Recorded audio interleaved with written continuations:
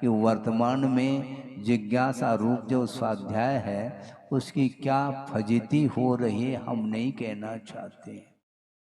Channel के माध्यम से जो प्रचार किया जा रहा है कि वस्तुतः आगम क्या है इसको पढ़ना चाहिए। कौन कितने पानी में है इसकी परीक्षण करने के लिए यदि मान लो कोई भी प्रश्न रखता है तो वह वस्तुतः श्रोता नहीं है और उसका उत्तर भी नहीं देना चाहिए। ये हमारा नहीं कहना, गुरुदेव का बार बार संघ के लिए उनका संबोधन रहा है। आगम को साइड में रख करके किसी के प्रति कटाक्ष को लेकर के कोई भी चर्चा की जाती है वह स्वाध्याय के अंतर्गत वह चर्चा नहीं आ सकती है।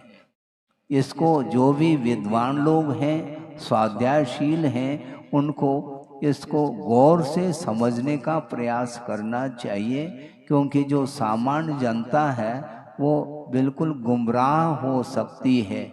उनके लिए आपके स्वाध्याय के माध्यम से उनके मन में विशुद्धि आनी चाहिए और विशुद्धि न आकर के एक दूसरे के प्रति कटाक्ष और प्रतिस्पर्धा कंपटीशन इत्यादि के साथ यदि वह चलता है तो वह अनुप्रेक्षा के अंतर्गत अथवा स्वाध्याय के अंतर्गत वह विषय नहीं आ सकता है। इसलिए मन को शांत बनाए रखिएगा। कभी कभी हो सकता है हमारे मुख से भी वातावरण के अपेक्षा से कुछ गर्म शब्द भी निकल सकते हैं। महाराज शब्द गर्म होते हैं क्या? हाँ, व्यवहार में कहने में आता है। हालांकि गर्म और शीतल जो है ना ये स्पर्शनेन्द्रिय का विषय है, कर्णेन्द्रिय का नहीं है, किंतु व्यवहार में कहने में आता है कि श्रुति मधुर, इसका अर्थ शब्दों में भी मिठास रहता है और शब्दों में भी मधुरता रहती है। शब्द माधुर्य जिसको बोलते हैं, कर्ण प्रिय भी होना चाहिए, किंतु केवल कर्ण प्रिय हो जाए और आगम साइड में रह जाए तो वो भी ठीक नहीं है। सुन रहे हैं आप? सुनिएगा। हाँ, सामने विद्वान बैठे हैं और डॉक्टर लोग भी बैठे हैं, सबको। हाँ, क्योंकि पेशेंट बैठे हैं तो उसका इलाज जो है ना व्यवस्थित होना चाहिए, जिम्मेदारी डॉक्टरों की रहती है। हाँ, क्योंकि जो पेशेंट रहता है, मरीज रहता है, वह अपने अनुकूल ही वह चाहता है ट्रीटमेंट। इसलिए रोग के अनुरूप ट्रीटमेंट करो, रोगी के अनुरूप नहीं। रोगी की बहुत कुछ इच्छा होती है, उसकी पूर्ति करते चले जाएंगे तो कभी भी रोग से उसको दूर नहीं कर पाएंगे। इसलिए अपने को बहुत सावधानी के साथ विषय को समझने की आवश्यकता है। इसलिए मैं ये कह रहा था, कभी कभी माहौल एकदम विक्षिप्त देखने में आता है, उस समय थोड़े बहुत गर्म शब्दों के भी प्रयोग करने पड़ते हैं और करने के बाद भी वह प्रायश्चित इत्यादि लेते हैं। जो प्रयोग करते हैं उनके लिए मैं कह रहा हूँ, श्रमणों के लिए कहा जा रहा है।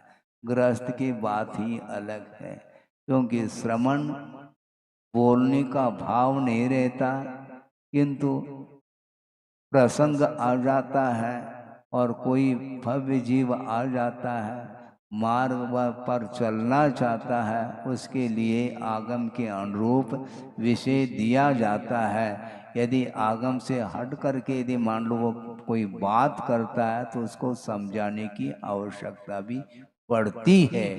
इसलिए ये सारा विषय दिया जा रहा है। तो इसलिए ये वाचना अलग है, प्रचना अलग। प्रचना में हमेशा अपने मन के अनुरूप नहीं हो।